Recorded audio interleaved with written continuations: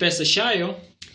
And of course, this is the place where we love to talk about marriage, and we also believe that everybody's marriage has a chance to be long-lasting and fulfilling. Yes, every marriage has a chance to be awesome and also to be fulfilling.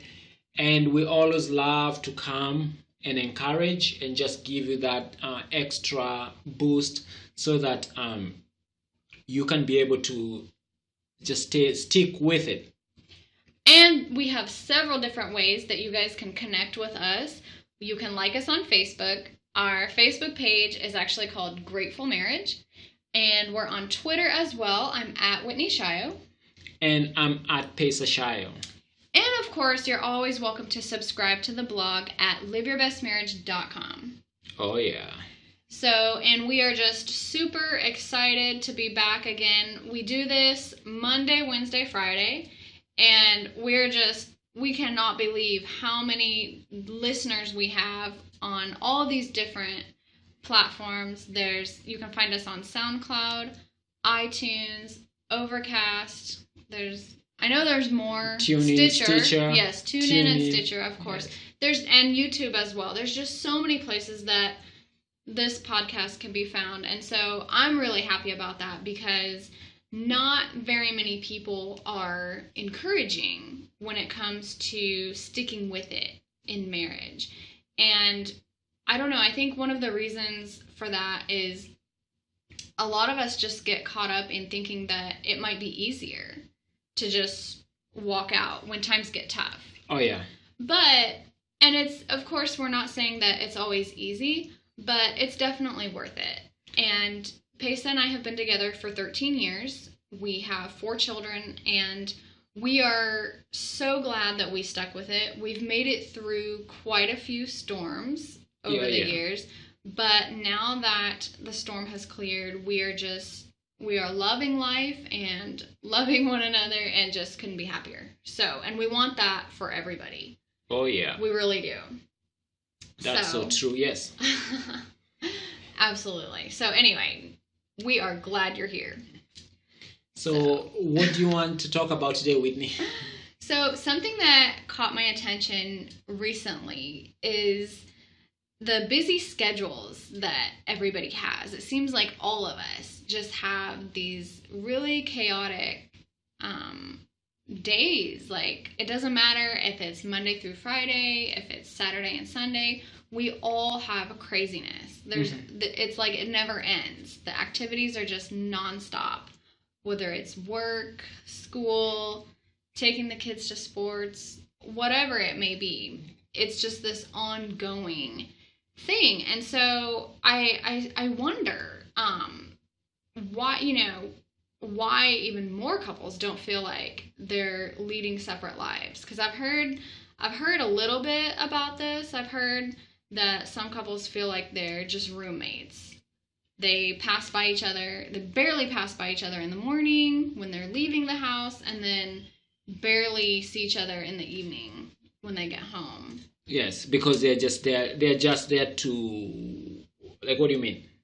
It's like they leave in the morning and then they spend the whole day at work, and then in the evening if they go to their own activity, or if one spouse goes and takes the kids to their sport, and then in the evening some couples don't even go to bed at the same time. It's like one is already asleep, the other's still up answering emails, and I know how that can be sometimes. Oh, yeah. So I've heard a little bit about this, just with some of our friends. It's a miracle that not more couples are struggling with this, but it just made me start thinking, okay, well, if our attention is constantly outside of the home, then how can we make sure that our attention and our energy does not get diverted so much to the point where we lose focus on our family? And on the things that really matter to us. Because it's not that these things happen on purpose. No. It's just the busyness. It's just the crazy Is schedule. it because there are so many priorities, and and basically the marriage gets the back burner, or like we get to a point where there are so many things that are like just trying to get to our attention, that the marriage becomes, okay, we live together, we gotta pay the bills, but at the end of the day, I gotta take care of other things. Right, right. There's so many priorities. And although when we got married, the marriage was number one. That's the reason why we're all living together, in the same house in the first place. Because we fell in love, and we got married, and we were in love, and that's why we even running this institution called the family. Right, yes. Right. If it wasn't that two people fell in love and two people decided to spend the rest of their lives together, we wouldn't even have this. We wouldn't have this organization called an organization, like a family, yeah. And so the marriage is the most important thing, and it always was. Because without the marriage, we won't even be there. Yes. We won't even be having this conversation. Yes. But it gets to a point where all the other priorities in life they become number one. And so if you are at the point where you're feeling like you live separate lives, I can see how that would be a very painful situation to be in. And I think that one way to improve on this is to have more shared activities. To have more shared activities. Because if you don't have downtime together, if there's no time for a conversation with one another, or you guys don't do anything recreational as a couple, I can totally see how. But somebody's like, okay, if I can barely do what I'm supposed to do right now, so you are also telling me to add one more activity on my plate called whatever, shared activities. Like I can barely get what I need to do now. Like you can barely fit everything else in your schedule. Yes, and you are telling me to add more things? Yeah, and I think that it's totally, I just think it's really, really important to make sure that we do make time for the person that we married, because there's the issue of proximity. When we go to work and we have conversations all day long with total strangers or with coworkers. Coworkers, yes. Yeah, we talk, and obviously there's coworkers who are of the opposite sex, and when it becomes an intimate conversation, then I would definitely say they have your attention and your spouse doesn't. So, which basically means that your attention is diverted. It's not where it should be. And so I just think that it is super, super important to try as much as possible to make time for the one person who really matters. And I know that's easier said than done. That's not going to be something that is easy to start with, probably. But the reason why at this moment you're listening to this podcast that's called Live Your Best Marriage is because you kind of want to live your best marriage. The reason why you're listening to this podcast at this moment and you're not listening to blow up your marriage is for some reason you are trying to get things better. And for folks who have been there before, it's like a journey, and we are not experts, but at least some of these things we've experienced. And I think that the thing of spending more time with your spouse, carving out time, actually sometimes just saying you won't be able to do other things, so at least you can put your spouse first. Mm-hmm. Right, absolutely. And a lot of our listeners just want to take a marriage that's already good and just make it better. I know, there's so many marriage blogs out there that have all these really awesome tips, but I think most of us know others who don't really follow these types of podcasts or blogs, but they really do need some pointers. They need help. Just understanding some of these things that are going on, because I know there was a time in our lives when we did not even really give much thought about talking to coworkers, or we just didn't even really think there was an issue.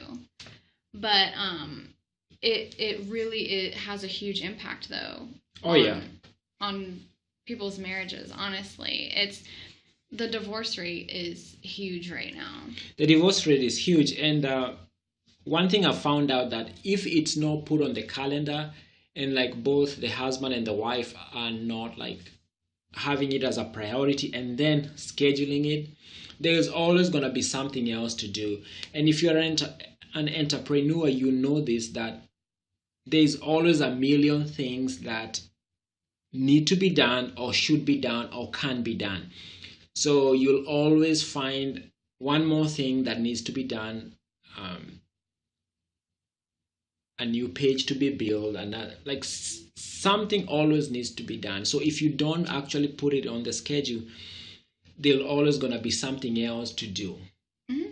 Absolutely. And actually, somebody was telling me that the best way to not to be overwhelmed is actually, number one, put it on schedule, and also don't do other things, because there's always going to be something else to do. So just put it on the schedule and do it, and actually say no to other things.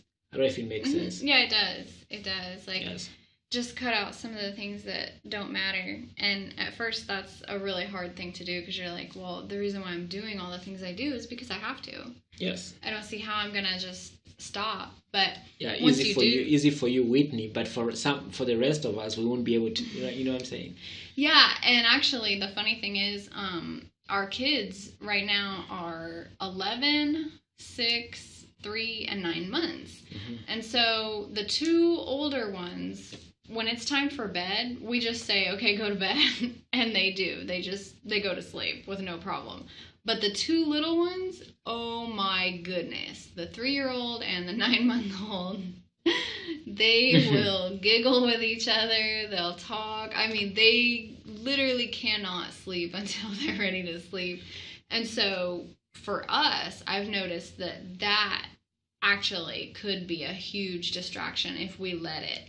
Oh, yeah. Because Pesa has to help me get the 3-year-old to go to sleep, and then I'm trying to get the 9-month-old to go to sleep. And so for couples who have that issue on top of everything that they went through at work, and then all the stuff that they had to get done in the evening, that can really take your focus off of each other. Yes. And for us, our kids, although they might having issues with bedtime, but they are still healthy and they are doing well. And now if you add other issues, maybe a kid is sick, maybe you are having trouble with homework with one of the kids, maybe there's trouble at school, whatever. Every family goes through so much. At the end of the day, it feels like the husband and wife in the relationship will always take the back seat to all these hundreds of problems that always come in front, and the couple has to solve them first. So when it's time to go to bed or whatever, they're just so tired and they just want to sleep. There's no time for even a conversation. And in the morning, it's time to go and start the whole process again. Yes. Exactly. And even if you do have time for a conversation, that doesn't mean it's always going to be pleasant. It might be like hostility. Oh my gosh, why didn't you do this? Or, oh, we forgot to do that. Or yeah, so there's like there's a lot of frustration. And also there's a lot of transactions. And that is huge, because as a couple, you are trying to run this organization called family, and there's a lot of transactions that you need to do as you're running this organization called family. So by the time you're done, the conversation about you look great, you're so beautiful, man, I love the way you look, stuff like that, oh my God, never even gets mentioned. Yeah. Right. But I know it can be really, really, really hard some days, but you can build up slowly though. You can really make those moments meaningful, even by doing something as simple as giving a compliment about, oh, dinner was really nice tonight. Yeah. I really love dinner. Or, oh, thank you so much for doing the dishes. Just those little things, like saying thanks and giving a compliment here and there.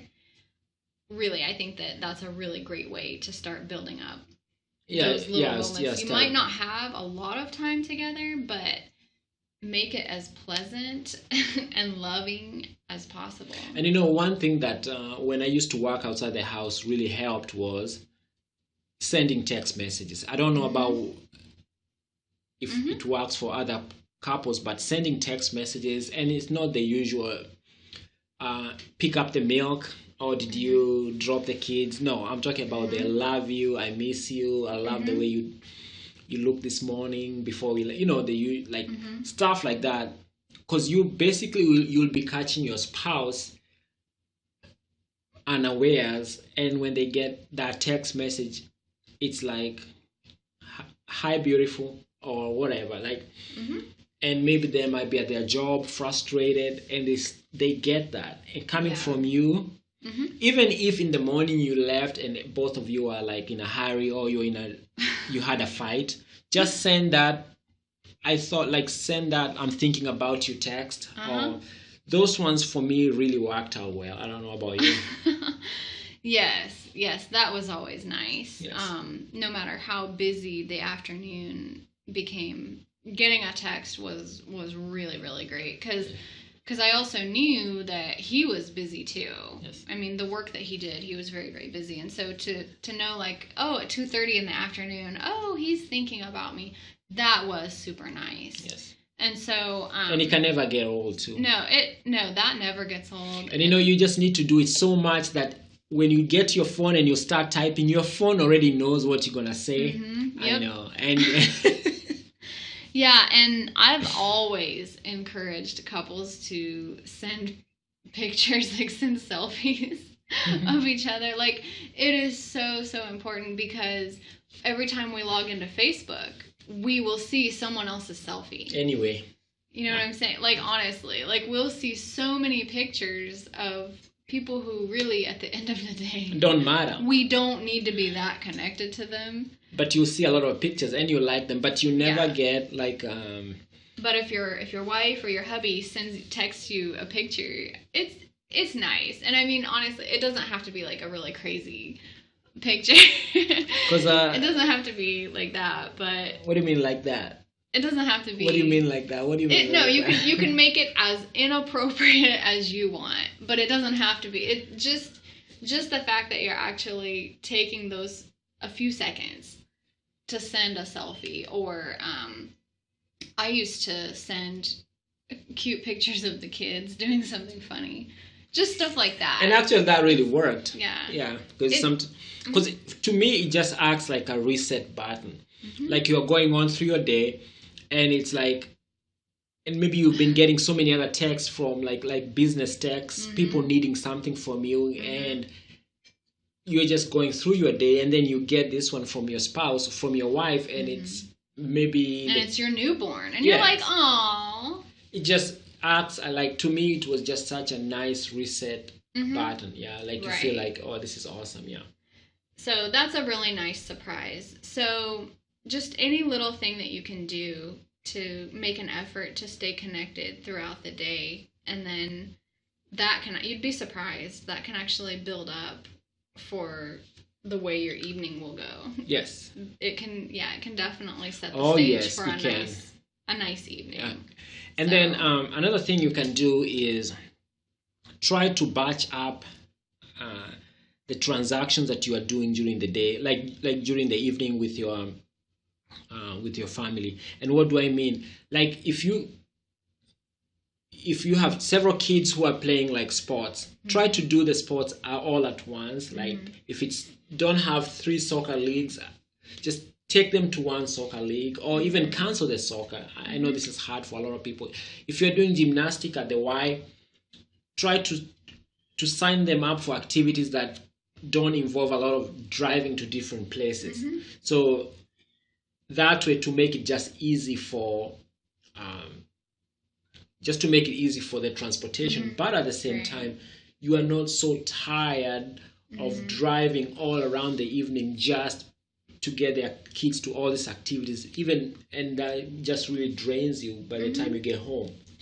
Right. And I think that's actually, I'm really glad you mentioned the word draining, because a lot of times I've had issues where something really is draining me, but I feel like I have to do it. Yeah, you have to, yeah. Yeah, I feel like it's a must for me to keep doing whatever that thing is. So whether it was something going on at the kids' school and just stuff like that, I felt like, okay, well, I don't have a choice. Yes. I really just have to keep doing this. There's no way I can drop out of it. There's no way I can skip it. But once I finally had the courage to start like saying no to things, that really, really helped free up a lot of time. But also, I got some of my energy back too, as well. So, and that is a really tough situation that I see a lot of people going through. They keep doing things because it just feels like it's a must. You have to do it. Yeah. It's like if you want your kids to go to this great college, you feel like you have to do this, they have to do these activities, and on and on and on and on. And then at the end, you forget that there's the wife and the husband who also need some activities too, to be able to survive through this time. Right. Yeah. So it's really hard to overcome that pressure of, oh, I need to do this. Yeah. I have to. Because when everything has been said and done, it really depends on how strong the couple is. Yes. Absolutely. How strong the couple is. Yeah, and I mean we've seen a few couples who, you know, they did everything throughout their whole lives. They, like, just in terms of, they did everything the right way, quote unquote, the right way. But then they had no time left for each other. Yes. And so they split, like, when they turned 60, it was over. It was over. And it's like, I've had stories, I think you were telling me a story where they have these military couples who they dedicate so much time to the service, and which is a great thing. But when they retire, now the husband, maybe the wife was at home with the family as the husband was going around doing their military service. But when everything is done and now he's back home, they don't know each other. I think you told me that. Yeah. So the bond wasn't very strong through those years. And so so now they've just gone through a major transition, a major life change of retiring and staying at home. And so the connection just wasn't between the two. Just wasn't very strong. But they just knew how to handle the fact that they were always apart. So they were able to just deal with that fact that they were always apart. They knew how to live with that routine. Okay. They just knew, you know. But we've seen a few couples who they did it all. But at the end, that wasn't what they needed. What do you mean? So it's like that's true with my parents, but also we've seen examples of, you know, they just do they go through the whole life script of everything they're supposed to do. They do everything right. They impress their relatives. They impress their in-laws. They impress their boss. But at the end of the day, they just weren't connecting as husband and wife. Through the different phases of life. Just everything that they were busy with. Everything on the outside looked so good. Because they were trying to impress everybody else. And they were, and it's not all about impressing, but just being so caught up in what you're doing. Yes. And things get neglected. Things at home are neglected. And like your relationship. Yeah. And so that's just such a sad thing to see that. And then with all of the young couples that we see divorcing as well, I mean, I can totally understand if there's frustration, like if I've heard like, okay, communication is one of the biggest struggles that couples have. Yes. And so if you're feeling as though you're not being heard, or if you're feeling as though you're not understood, then I can totally see how the frustration just builds up so much to the point where you're like, okay, I honestly don't feel like I have any other option than to just go out and find someone who is a better fit for me. But again, we always like to encourage couples to just keep in mind that there's no perfect match. And once you come out of the storm, I mean, just imagine how great things can be. Oh, yeah. Once they do get better. So that's really the whole point of this podcast. Because and there's no relationship that won't have its ups and downs. As long as you have two human beings living together and loving each other, there's always going to be some misunderstanding. So the idea of conflict resolution and just trying to figure out problems and fixing problems is a huge part. It doesn't matter how much you're in love. And the one thing that I really do hate the most is pop culture and Hollywood and everything just constantly throwing in our face couples who break up all the time, and there's no example of what a great marriage really looks like. No. It's just so hard to find. No. And so, they always, and they continue pushing that message of, well, I just need to find someone else better. Someone else better. I just need to keep looking until I find someone who understands me. And somebody who we're more compatible with. Yeah. Yes. So anyway, we just want you guys to know that we are here to encourage you, and also keep in mind that we also go through tough times as well. So we know what frustration feels like. We know what tough times are like, but we also know what the really, really awesome times are like as well. And before we finish, I just want to bring up another issue. And this is the issue of having weekly date nights. And we've talked about this in other episodes, but I cannot overemphasize how great having weekly date nights is. And for a lot of folks, maybe they might have to start with monthly date nights as they're trying to figure out their childcare issues before they get to the weekly date nights. But just something that has happened in our situation here, my mother-in-law is the one who always watches the kids during our weekly date night. But for the last, how many weeks is that? So for like the last 6 or 7 weeks. So yeah, for the last 6 or 7 weeks, she had gone through surgery, and she can't be able to keep the kids for... She's recovering from rotator cuff surgery, so there's just no way that she'll be able to hold the baby for quite a while. And I can actually blame ourselves, because we also got lazy, and we were not thinking in terms of like how we can be creative in finding a way to continue with our weekly date nights. And just that little gap, I can feel like there's a difference. Yeah. Date night is definitely a great way to stay connected. Yes. And so, yeah, now that you mention it, I've seen a difference too. Yes, and that is... So, and I mean, we've been having date nights for years. So it's like a weekly medication that you, or like a monthly medication that you have to keep taking, because don't feel like because you've had it for so many years you need to quit or you need to stop. It's just something that you have to keep doing over and over and over. And now, if somebody had told me that only 7 weeks would make me feel like I really need to go for a date with my wife, I'll be like... So you feel like there's a distance? Yeah, like it's just different. And the funny thing is, the kids were so used to going to their grandparents, grandma during that time. So they were the kids are also asking, when are they going to be able to go?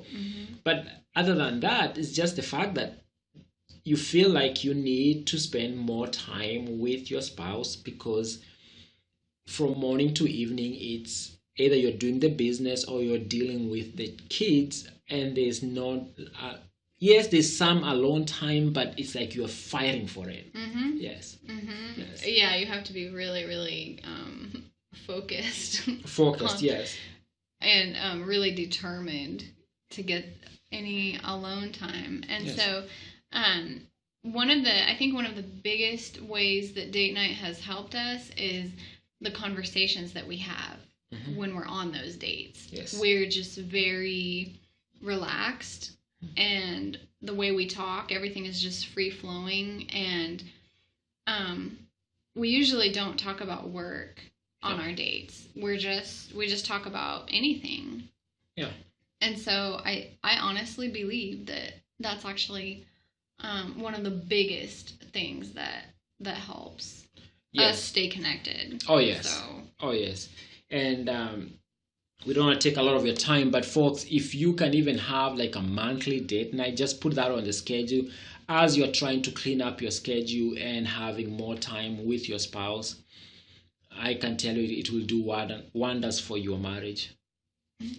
Absolutely. Folks, thank you so much again for listening, and we will be back in a couple of days. Okay, so don't forget to hit subscribe in Stitcher, iTunes, and also don't forget to review us so that we can be able to reach more folks with this Live Your Best Marriage podcast. Until next time, bye and God bless. Are you tired of being upset, lonely, feeling empty, or just plain frustrated with your marriage? And no matter how hard you try, you're not getting anywhere, just going in circles? No matter how much you try to make time for one another in your schedule, or how many times you say, "I'm sorry," Pesa and I have put together 99 ideas to help you connect with that one special person so that things can start to be more like the way they were before everyday life got in the way and caused the two of you to drift apart. We want you to have 99 ways to show love to your spouse absolutely free. You can find it at 99waystoshowlovetoyourspouse.com. Because here at Live Your Best Marriage, we truly hope that the two of you can move closer together and enjoy the connection that comes from achieving a stronger bond. Again, that's 99waystoshowlovetoyourspouse.com. That's the number 99waystoshowlovetoyourspouse.com.